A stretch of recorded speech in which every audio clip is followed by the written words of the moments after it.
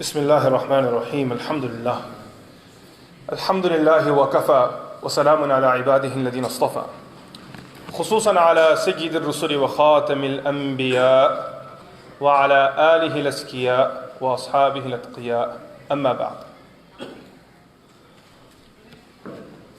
The human being in its creation without doubt has limitations. Allah subhanahu wa ta'ala created the human being with limitations.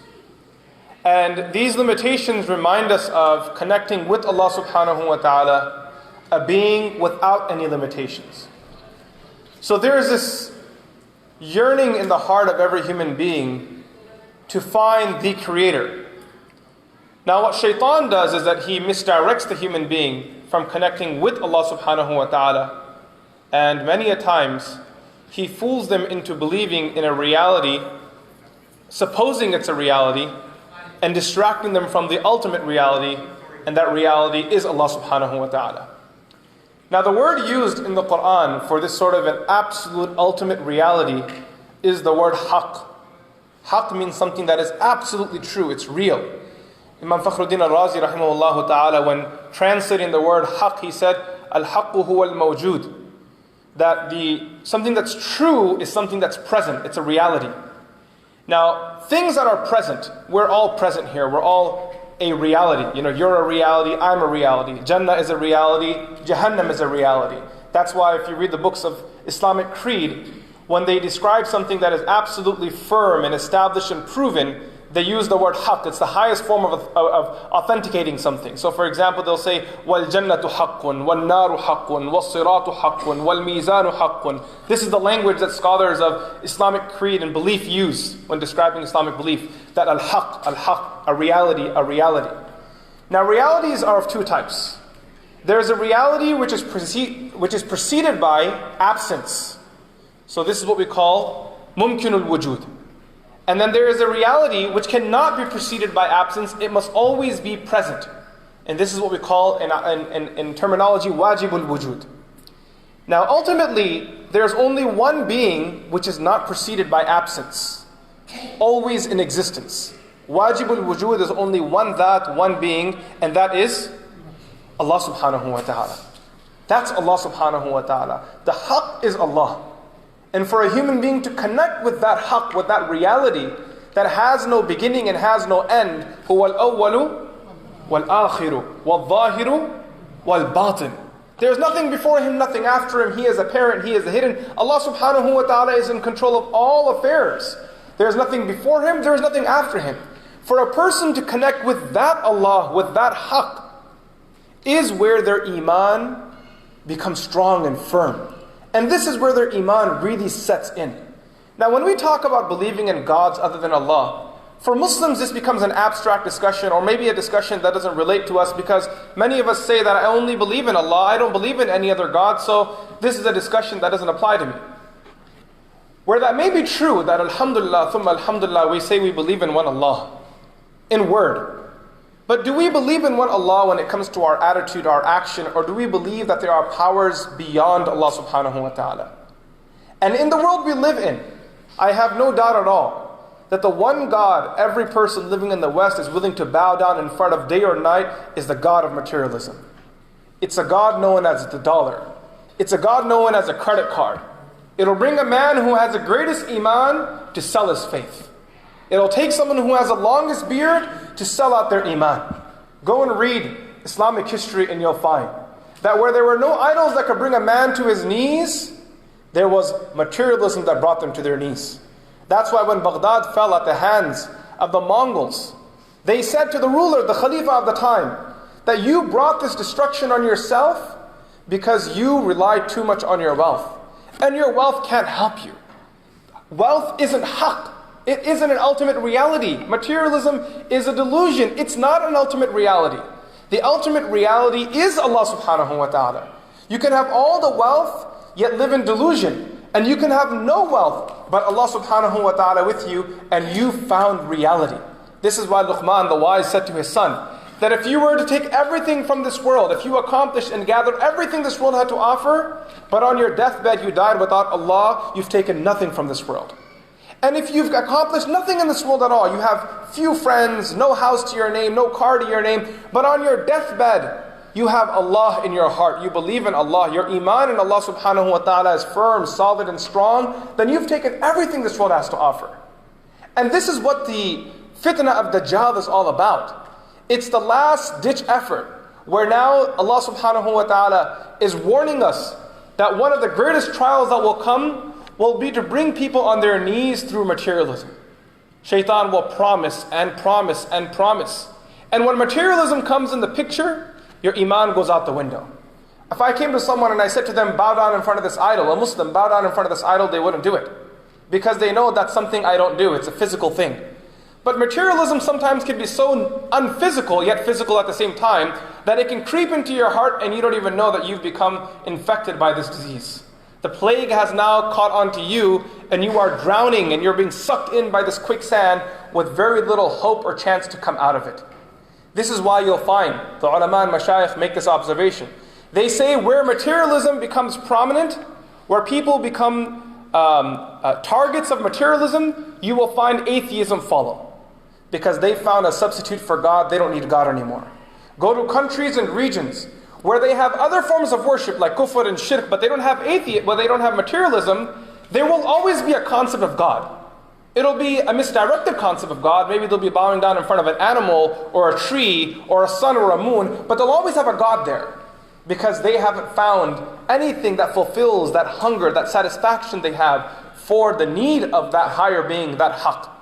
Now keeping this in mind, Allah subhanahu wa ta'ala in Surah Ra'd, verse number 14, 15 and 16 gives us a parable.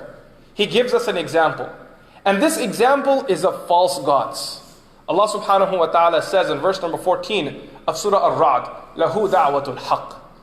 That to Allah subhanahu wa ta'ala belongs a call of reality, of the truth. That belongs to Allah. The Mufassirun, they say, this call of truth is what? It's La ilaha illallah. This statement, this one true statement can only be applied to Allah subhanahu wa ta'ala. Lahu da'watul haqq. وَالَّذِينَ يَدْعُونَ مِن دُونِهِ لَا يَسْتَجِيبُونَ لَهُم بِشَيْءٍ. And anyone or anything, any credit card or anyone else that you call on other than Allah subhanahu wa ta'ala, they can't accept you. They can't offer you anything. Keep in mind everything other than Allah. You know that term I use, wajibul wujud, a reality which is not preceded by absence. It must always be in presence. That term only belongs to Allah. Everything else in the world that's mumkinul wujud is a sabab. Every other creation of Allah is a means that helps us connect with Allah, that Allah subhanahu wa ta'ala delivers His mercy through. So you won't find food descending from the heavens. Rather, Allah subhanahu wa ta'ala will use His mumkinul wujud, His creation, to deliver that rizq to you. Your employer will come and give you the check. Someone will come and drive you to your appointment. Someone will come and cure you. Someone will give you medicine. Someone will take care of you, wipe the sweat off your forehead. This is Allah subhanahu wa ta'ala interacting with the insan through His creation, helping us understand and relate and appreciate how great Allah subhanahu wa ta'ala is. Allah subhanahu wa ta'ala says, when you call out to gods and idols other than Allah, no, they can't help you at all. You should know this. They can never help you at all. What's their example? كَبَاسِطِ كَفَّيْهِ إِلَى الْمَاءِ لِيَبْلُغَ فَاهُ وَمَا هُوَ بِبَالِغِهِ. The example is like someone, كَبَاسِطِ كَفَّيْهِ إِلَى الْمَاءِ. بَاسِطِ كَفَّيْهِ means someone who extends his hands. Extends his hands for. بَاسِطِ كَفَّيْهِ, he extends his palms. إِلَى الْمَاءِ, to water. لِيَبْلُغَ فَاهُ, so the water can reach his mouth. وَمَا هُوَ بِبَالِغِهِ, and that water will not reach his mouth. This is the parable, this is the example. Now if you're wondering what does this parable and example mean, the Mufassirun have given multiple interpretations.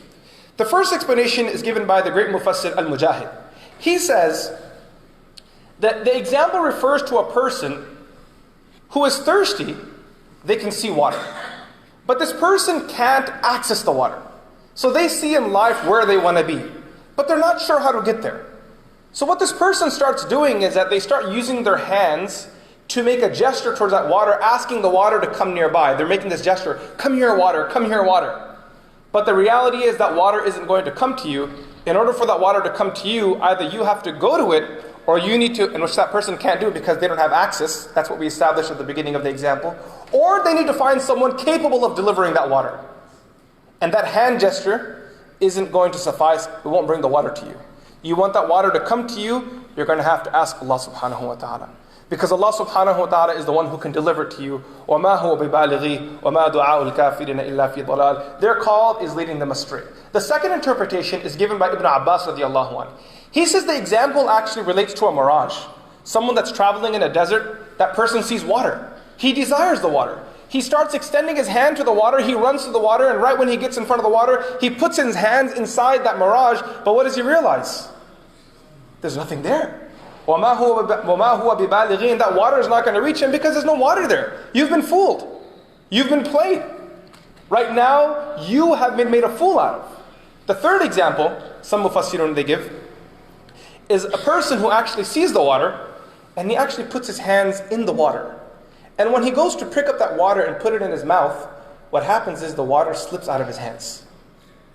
And what he gets in his mouth is a little taste of moisture, but the actual water continues to fall through. And Imam Fakhruddin al-Razi says, that's why when a person, he relies on his materialism or false gods, he will get a little taste. He will get a little taste. But the actual blessing of Allah subhanahu wa ta'ala is falling through his fingers because he's not connecting with the right being. Then Allah subhanahu wa ta'ala, He then says in the next verse number 15, وَلِلَّهِ يَسْجُدُ مَنْ فِي السَّمَاوَاتِ وَالْأَرْضِ. And to Allah prostrates and bows down everything in the heavens and the earth. Even the trees are bowing in front of Allah. Even the animals are on their fours, they're bowing in front of Allah. All of the plants lean downwards, bowing in front of Allah. The beautiful flower, its petals begin to bow in front of Allah subhanahu wa ta'ala. Everything in the world, even the sun, it sets bowing in front of Allah. The moon sets, it's bowing in front of Allah subhanahu wa ta'ala. وَلِلَّهِ يَسْجُدُ مَنْ فِي السَّمَاوَاتِ وَالْأَرْضِ طَوْعًا وَكَرْهًا. Some do it out of willingness, others are forced. قَالَتَا أَتَيْنَا طَائِعِينَ. That either you come by willing or you come by force. You have no say in this. You must bow in front of Allah subhanahu wa ta'ala. وَظِلَالُهُمْ بِالْغُدُوِّ وَالْآصَالِ. And even their shades, they bow in front of Allah. Their shadows, they bow in front of Allah in the morning and in the evenings. The ulama, under this verse, they write, كل شخص سواء كان مؤمنا أو كافرا فإن ظله يسجد لله. Every person, whether he is a believer or disbeliever, his shadow will definitely bow in front of Allah subhanahu wa ta'ala. قال مجاهد ظل المؤمن يسجد لله طوعا وهو طائع. Mujahid, the famous mufassir, says, the shadow of the believer bows in front of Allah subhanahu wa ta'ala willingly. وظل الكافر يسجد لله كرها وهو كاره. And the shadow of the disbeliever, he doesn't want it to bow in front of Allah, but he has no say in this. That shadow will bow in front of Allah subhanahu wa ta'ala. That shadow reminds him, this is your asl right here. This is who you actually are. That shadow reminds him that you are nothing, and you grow into your completion. And then as the day goes on, you then transfer into non-existence. That shadow reminds that person, this is who you were, this is where you're going. Every day, telling us the cycle of life, that shadow is reminding us, this is where you're supposed to be, on the ground in front of Allah subhanahu wa ta'ala. Finally, in verse number 16, Allah subhanahu wa ta'ala says, قُلْ مَنْ رَبُّ السَّمَاوَاتِ وَالْأَرْضِ. Say, who is the Lord of the skies and the earth? قُلِ اللَّهِ. Say, it is Allah. قُلْ أَفَتَّخَذْتُم مِّن دُونِهِ أَوْلِيَاءَ. And say, do you take gods other than Him, friends other than Him? لَا يَمْلِكُونَ لِأَنفُسِهِمْ ضَرًّا وَلَا نَفْعًا. Who can't help themselves? These people can't help themselves. قُلْ هَلْ يَسْتَوِي الْأَعْمَى وَالْبَصِيرُ. Say to them, is the one who is blind and the one that can see the same? The believer is the one that can see. The one that's away from Allah is blind. قُلْ هَلْ تَسْتَوِي الظُّلُمَاتُ وَالنُّورُ. Is darkness and light the same? أَمْ جَعَلُوا لِلَّهِ شُرَكَاءَ خَلَقُوا كَخَلْقِهِ فَتَشَابَهَ الْخَلْقُ عَلَيْهِمْ. Or say to them, have you made partners for Allah that you've created like Allah's creation, and now all of this creation has become very vague and ambiguous for you? قُلِ اللَّهُ خَالِقُ كُلِّ شَيْءٍ. Tell them Allah is the creator of كُلِّ شَيْءٍ, everything. Allah subhanahu wa ta'ala created it all. وَهُوَ الْوَاحِدُ الْقَهَّارُ. He is the one and the prevailing. We pray that Allah subhanahu wa ta'ala makes people of Iman, and that Allah subhanahu wa ta'ala allows us to be people that are firm in our faith, and saves us from ever believing or relying on anything, anyone, any being, any thought, any feeling other than Allah subhanahu wa ta'ala. Wa sallallahu ta'ala ala Sayyidina Muhammad.